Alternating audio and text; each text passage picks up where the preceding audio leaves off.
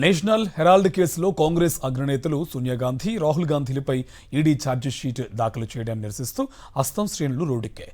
దేశవ్యాప్తంగా ఈడీ ఆఫీసుల ఎదుట ఆందోళనలు చేపట్టాయి.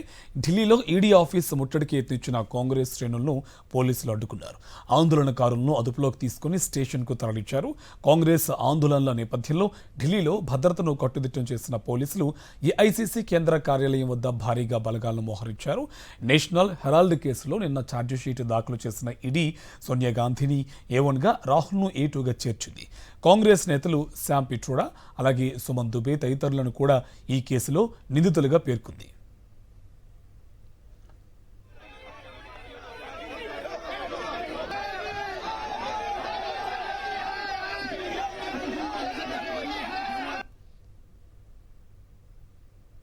तो जो चीज चार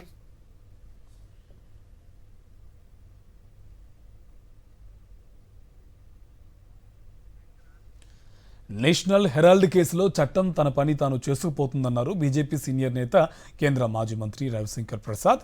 అక్రమాలకు పాల్పడిన వారు తప్పించుకోవడానికి ఇది కాంగ్రెస్ పాలన కాదని, ప్రధాని మోదీ నడిపిస్తున్న దేశమని స్పష్టం చేశారు. ఇక్కడ రాజ్యాంగానికి ఎవరూ అతీతులు కాదని పేర్కొన్నారు. చారిత్రక నేపథ్యం గల నేషనల్ హెరాల్డ్ పత్రికను గాంధీ కుటుంబం ప్రైవేట్ ఏటీఎంలా వాడుకుంటుందని విమర్శించారు.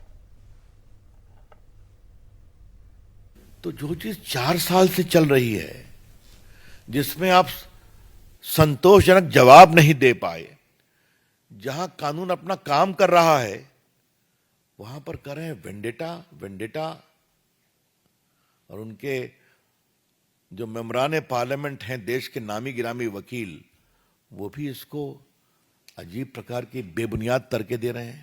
कानून अपना काम कर रहा है. The law is taking its own course. हम बीजेपी की ओर से सोनिया गांधी और राहुल गांधी और कांग्रेस पार्टी से सवाल पूछना चाहते हैं, क्या कानून को अपना काम नहीं करना चाहिए?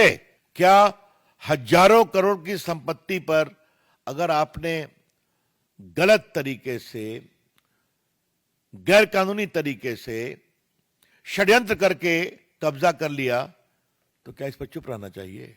यही तो बड़े सवाल है.